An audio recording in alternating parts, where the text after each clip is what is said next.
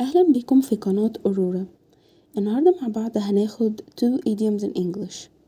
أول idiom معانا هو on fire. on fire معناه إن أنت بتعمل حاجة كويس جدا. You are doing very well. For example, she is doing great. She is on fire. يعني هي بتعمل حاجة كويسة جدا فهي on fire. تعالوا نسمع مع بعض example.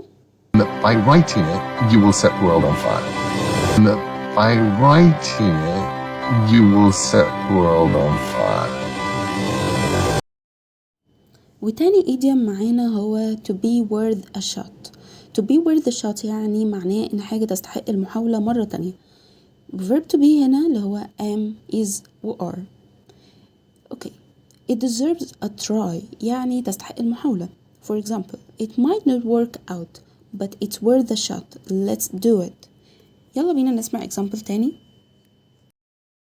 It's probably not going to be successful, but possibly is worth a shot.